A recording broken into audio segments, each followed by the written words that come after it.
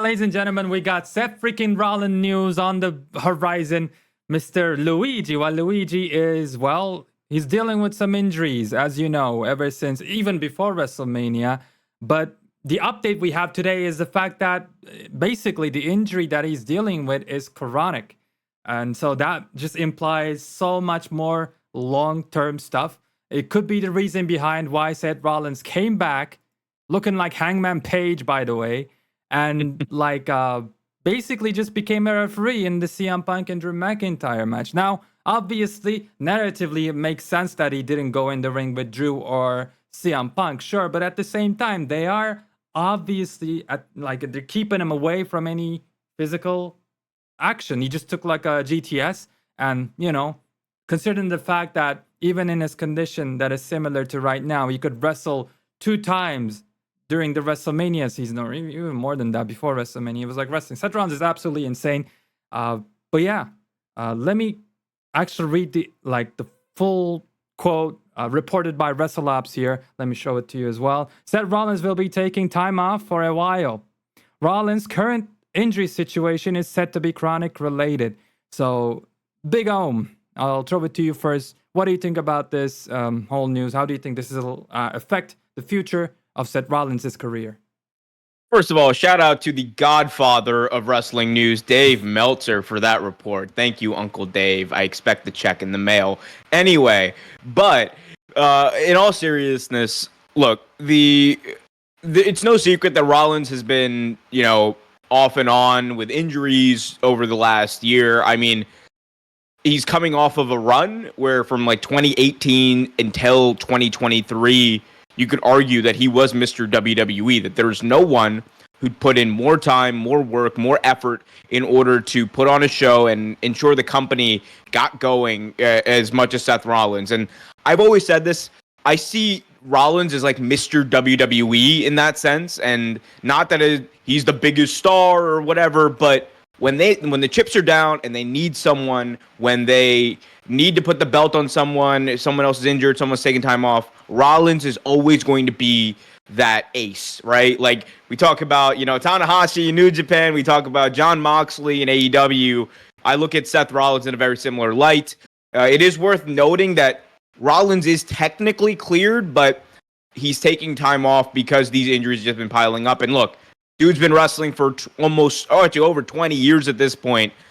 I mean, they're going to happen, right? We're seeing others like Kenny Omega. The injuries were piling up. What did he have to do? He had to take 6-7 months off. And it wasn't just like one bit major thing. He probably could have wrestled if he needed to, but he said, I need to listen to my body. I need to take care of myself. Same deal with MJF, although he's a lot younger, but sometimes your body just needs that rest. And I honestly am of the opinion, keep him off TV in a way until he needs to come back. I know there's this idea of like, we got to get him back whenever he's ready, whenever he can go and all that stuff. And maybe Seth is doing that. But personally, as a fan, I want to see Seth Rollins when he's as close to 100% as he can possibly be, because my main, objective as a fan is I want to make sure we see Seth Rollins for the next 10 years, right? Wrestling consistently rather than, oh yeah, he's going to do a great match with CM Punk. They can do that anytime. So that's just my view, but we will see. Hopefully, Seth is okay though. There's so much to say to this. If Kenny Baum was here right now, I'd say, there's not too much time to do this because Punk is going to get injured in his next match. So they got to do this quick. That's what Kenny would have said. But hold on, I'm receiving a call. Oh, Dave Meltzer just called me. Says he sent you a picture, Big Ohm. Apparently, he's got the money ready and waiting. So, just, chill. You're good. I love how Kenny Baum spoke through you. We had to inject a lethal dose of poison into this episode. Anyway, sorry. Well, man. I think it's cool that I feel like, obviously we don't know exactly what's going on, but Seth Rollins is choosing to go back to this position right now. And the reason I say that is because 10 years ago, if Seth Rollins wanted to do this, well, we wouldn't even be asking a question. Like, he would have to do this actually, 10 years is a good, I think, time frame. Like, I just remember Kurt Angle, his situation, Chris Benoit never let go, and we saw what happened with them. Like, Kurt Angle let go, went to TNA. So AEW being there as an alternative, and Triple H now being at the top instead of Vince McMahon, and keeping things lax. Like, that's such a difference from just, like I said, even 10 years ago. I think it's cool to see. Although there's a couple of things I would like to criticize about Seth Rollins' return and this whole thing. Well, health is the most important thing. Like Omer, you said, let us see him for the next 10 years. For me, let Seth Rollins' daughter see him in health for the next 20, 50, whatever years, you know?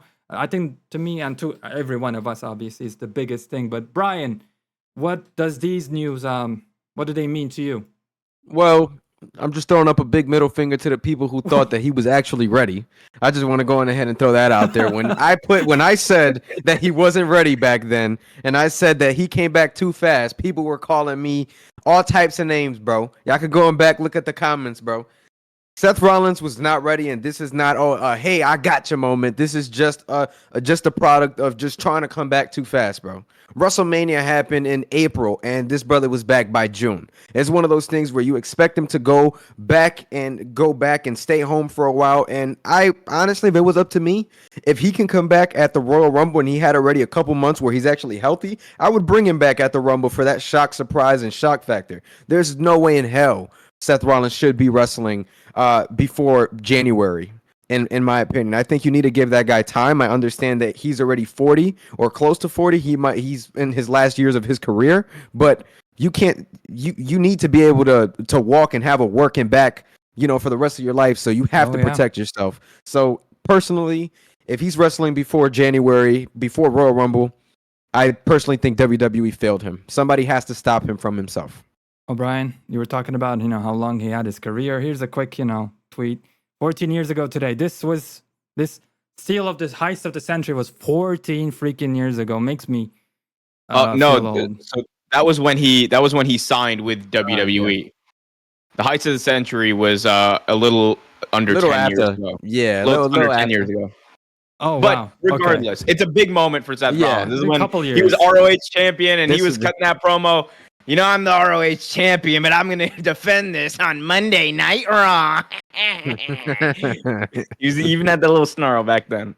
But Big what do you think? Like, how do they think they'll bring him back? Like, do you think what Brian said will happen, where they will make him wait until the Royal Rumble to really bring him back and put him into a big storyline, or like in a match as well? Or do they have a different plan? What do you think? I mean, we don't know. Like that's the thing, right? We don't know what the actual injury is.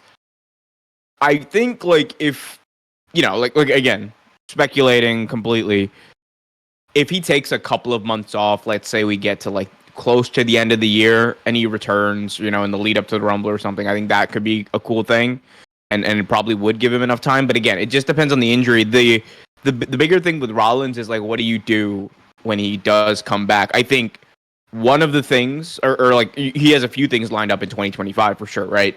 There's one final match with John Cena, that at one point was especially for Rollins early in his career, a very important rivalry, that defined his early run in WWE. You're gonna have that. You're gonna have a match with Cody, because remember, it is and they're kind of telling that story a little bit with the Kevin Owens. Cody in his WWE career, not even at a house show. He's never beat Cody, and also Cody owes him, and Cody owes a lot of people. All the people that came out and helped him or whatever. He's got a little bit of a IOU going for all of them. We know that little stare down, that the handshake that him and Rollins had. That wasn't just a congratulations. It was a, what I did for you. When the time comes, it's going to be you and me for that belt. And I think that's going to be a really important match for them to have down the line as well. Well, Triple H likes his long-term storytelling, and I appreciate you guys correcting me on that. I just want to end this video off with this note. I mean, yeah, he was signed in November 18, 2012, and then WrestleMania 31 was not 5 years later, but it was 2015. So just 3 years later, he was the WWE champion, and to me, that's insane. Because a little earlier, we were having Braun Breaker, boasting with the fact that he became the Intercontinental Champion in his second, third year, while Seth Rollins was doing it up even, at that time, very early in his career. Insane. Yeah. I do hope to also see him for many, many years to come, but we'll see what happens.